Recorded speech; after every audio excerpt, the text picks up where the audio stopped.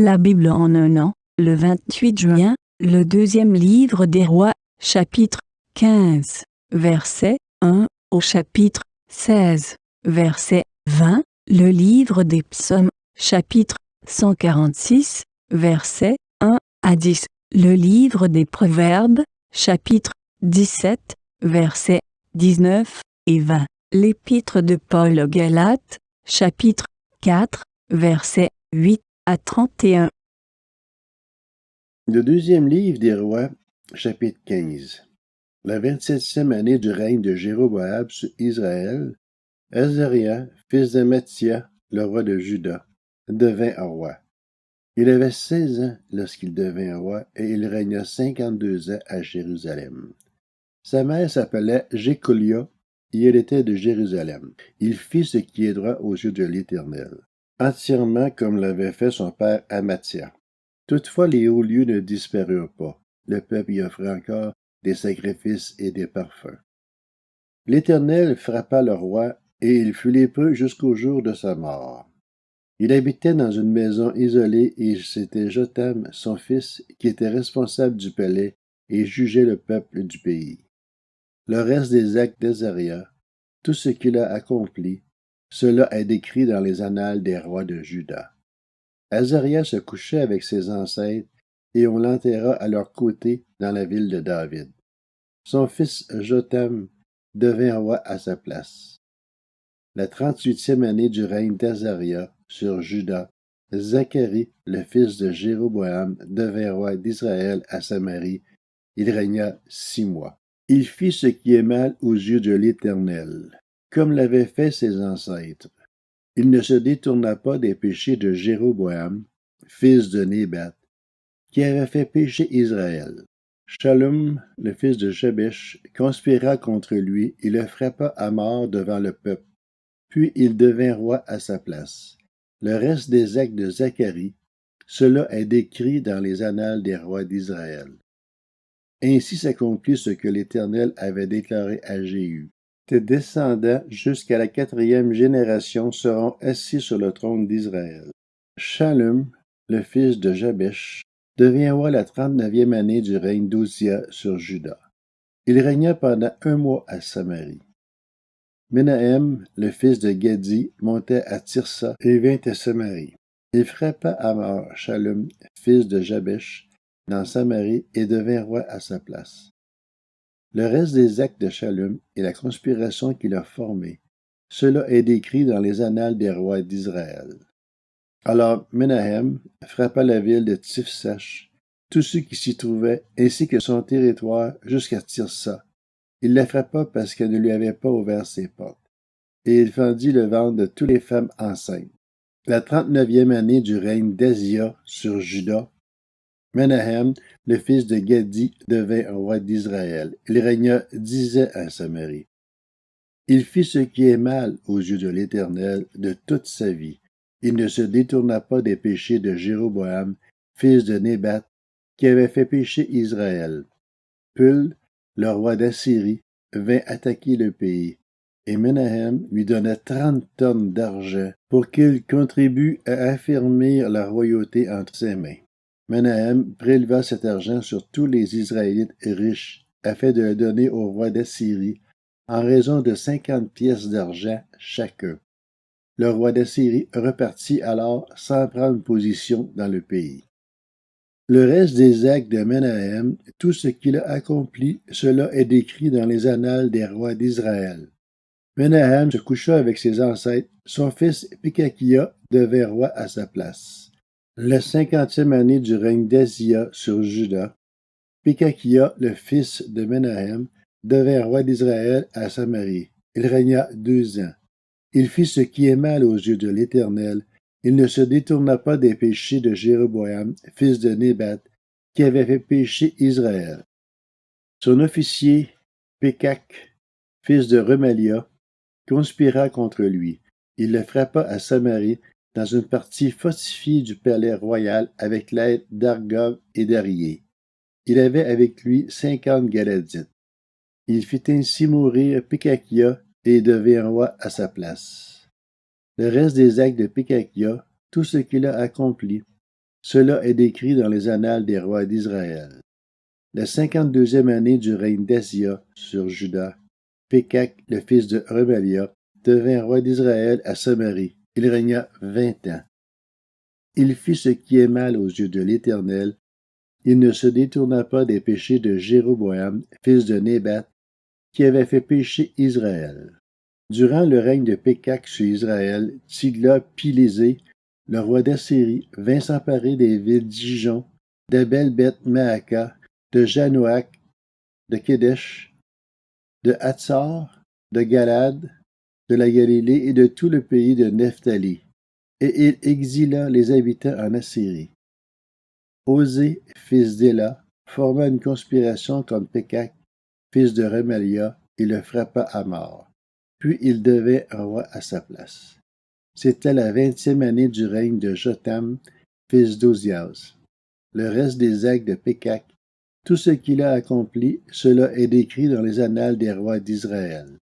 La 2e année du règne de Pékak, fils de Remalia, sur Israël, Jotham, fils d'Ozias, le roi de Juda, devint roi.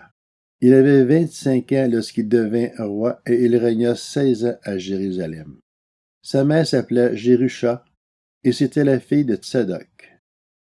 Il fit ce qui est droit aux yeux de l'Éternel, il agit entièrement comme l'avait fait son père Ozias. Toutefois, les hauts lieux ne disparurent pas. Le peuple y offrait encore des sacrifices et des parfums. Jotham construisit la porte supérieure de la maison de l'Éternel. Le reste des actes de Jotham, tout ce qu'il a accompli, cela est décrit dans les annales des rois de Juda. À cette époque, l'Éternel commença à envoyer contre Juda Rétsin, le roi de Syrie, et Pékak, le fils de Remalia. Jotham se coucha avec ses ancêtres, et il fut enterré à leur côté dans la ville de son ancêtre David. Son fils Akaz devint roi à sa place. Le deuxième livre des rois, chapitre 16.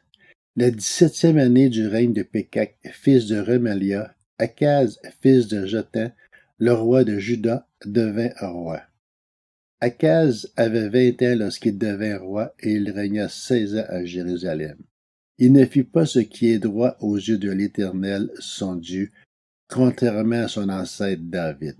Il marcha sur les voies des rois d'Israël. Il fit même passer son fils par le feu, conformément aux pratiques abominables des nations que l'Éternel avait dépossédées devant les Israélites.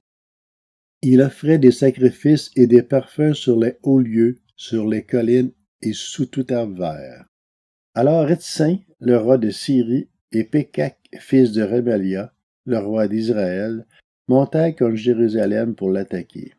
Ils assiégèrent Akaz, mais sans parvenir à le vaincre. À la même époque, Rétsin, le roi de Syrie, ramena Élat sous l'autorité des Syriens. Il expulsa les Juifs d'Élat et les Syriens vinrent y établir, comme c'est le cas aujourd'hui. Akaz envoya des messagers à Tiglag-Pilésé, le roi de Syrie, pour lui dire « Je suis ton serviteur et ton fils. Monte et délivre-moi des attaques du roi de Syrie et du roi d'Israël. » Akaz prit l'argent et l'or qui se trouvaient dans la maison de l'Éternel et dans les trésors du palais royal, et il les envoya en cadeau au roi d'Assyrie. Le roi d'Assyrie l'écouta, il monta contre Damas, s'en empara, exila ses habitants à Kir, et fit mourir Rétsin. Le roi Akaz se rendit à Damas pour rencontrer Tigla-Pilésé, le roi d'Assyrie. Quand il vit l'autel qui était à Damas, il envoya au prêtre Uri le dessin et le plan précis de cet autel. Le prêtre Uri construisit un autel entièrement conforme aux indications envoyées de Damas par le roi Akaz. Et il le fit avant que le roi Akaz ne soit de retour de Damas. À son arrivée de Damas, le roi vit l'autel, s'en approcha et y monta. Il y fit brûler son holocauste et son offrande végétale. Il y versa son offrande liquide et l'aspergea avec le sang de ses sacrifices de communion. Il éloigna de l'entrée du temple l'autel de bronze qui était devant l'Éternel, afin qu'il ne soit pas entre le nouvel autel et la maison de l'Éternel. et il le plaça à côté du nouvel autel du côté nord. Puis le roi Akaz donna cet ordre au prêtre Uri. Fais brûler sur le grand autel l'holocauste du matin et l'offrande végétale du soir. L'holocauste et l'offrande végétale du roi. Les holocaustes et les offrandes végétales de tout le peuple du pays. Versez-y leur offrande liquide, aspergez-la avec tout le sang des holocaustes et tout le sang des sacrifices. En ce qui concerne l'autel de bronze, je m'en occuperai. Le prêtre Uri se conforma à tout ce que le roi Akaz avait ordonné. Le roi Akaz brisa les panneaux des vases et enleva les bassins qui se trouvaient dessus. Il descendit la cuve de dessus les bœufs en bronze qu'il apportait et il le posa sur un pavé de pierre. À cause du roi d'Assyrie, il modifia dans la maison de l'Éternel le portique du sabbat qu'on y avait construit et l'entrée extérieure du roi. Le reste des actes d'Akaz, tout ce qu'il a accompli, cela est décrit dans les annales des rois de Juda. Akaz se coucha avec ses ancêtres, et il fut enterré à leur côté dans la ville de David. Son fils Ézéchias devint roi à sa place. Le livre des Psaumes, chapitre 146. Louez l'Éternel. Loue l'Éternel, mon âme. Je louerai l'Éternel tant que je vivrai. Je célébrerai mon Dieu tant que j'existerai. Ne placez pas votre confiance dans les grands, dans les hommes qui sont incapables de sauver. Leur souffle s'en va, ils retournent à la terre, et leur projet meurt avec eux. Heureux celui qui a pour secours le Dieu de Jacob, qui met son espoir en l'Éternel, son Dieu. Il a fait le ciel et la terre, la mer et tout ce qui s'y trouve. Il protège éternellement la vérité. Il fait droit aux opprimés, il donne du pain aux affamés. L'Éternel délivre les prisonniers, l'Éternel ouvre les yeux des aveugles. L'Éternel redresse ceux qui sont courbés, l'Éternel aime les justes. L'Éternel protège les étrangers, il soutient l'orphelin et la veuve, mais il fait dévier la voie des méchants. L'Éternel règne éternellement. Il est ton Dieu, Sion, de génération en génération. Louez l'Éternel. Livre des Proverbes, chapitre 17. Celui qui aime les querelles aime la révolte. Celui qui rehausse sa porte cherche la ruine. Un cœur faux ne trouve pas le bonheur, et celui dont la langue est perverse tombe dans le malheur. L'Épître aux Galates, chapitre 4. Autrefois, vous ne connaissiez pas Dieu.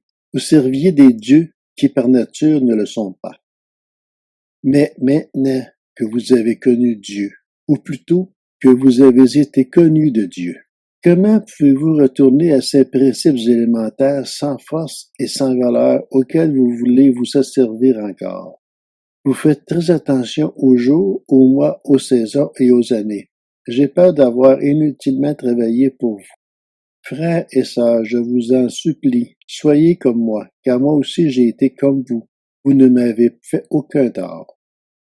Mais vous le savez, c'est à cause d'un problème physique que je vous ai annoncé l'Évangile pour la première fois. Et mis à l'épreuve par mon corps, vous m'avez montré ni mépris ni dégoût. Au contraire, vous m'avez accueilli comme un ange de Dieu, comme Jésus-Christ lui-même. Où donc est l'expression de votre bonheur? En effet, je vous rends ce témoignage. Si cela avait été possible, vous vous seriez arraché les yeux pour me les donner. Suis-je donc devenu votre ennemi en vous disant la vérité? Le zèle que ces gens manifestent pour vous n'est pas pur, mais ils veulent vous détacher de nous afin que vous soyez zélés pour eux. Il est beau d'avoir constamment du zèle pour ce qui est bien, et pas seulement quand je suis présent parmi vous. Mes enfants, j'éprouve de nouveau les douleurs de l'accouchement pour vous, jusqu'à que Christ soit formé en vous. Je voudrais être en ce moment auprès de vous et pouvoir changer de ton, car je suis dans l'embarras à votre sujet. Dites-moi, vous qui voulez être sur la loi, ne comprenez-vous pas la loi? En effet, il est écrit qu'Abraham a eu 2 fils, un de la femme esclave et un de la femme libre. Mais celui de l'esclave est né par volonté humaine, et celui de la femme libre est le fruit de la promesse. Ces faits ont une valeur allégorique, car ces femmes représentent deux alliances. L'une vient du mont Sinaï et donne naissance à des esclaves. C'est Agar. En effet, Agar, c'est le mont Sinaï en Arabie. Et elle correspond à la Jérusalem actuelle qui vit dans l'esclavage avec ses enfants. Mais la Jérusalem d'en haut est libre. C'est elle qui est notre mère. De fait, il est écrit, réjouis-toi stérile, toi qui n'as pas eu d'enfant. Éclate de joie et pousse des cris de triomphe, toi qui n'as pas connu les douleurs de l'accouchement. En effet, les enfants de la femme délaissée seront plus nombreux que ceux de la femme mariée. Nous, frères et sœurs, comme Isaac, nous sommes les enfants de la promesse. Le Fils né par volonté humaine persécutait alors celui qui était né grâce à l'Esprit. Il en va de même maintenant encore. Mais que dit l'Écriture? Chasse l'esclave et son fils, car le fils de l'esclave n'héritera pas avec le fils de la femme libre. Ainsi, frères et sœurs, nous ne sommes pas les enfants de l'esclave, mais de la femme libre.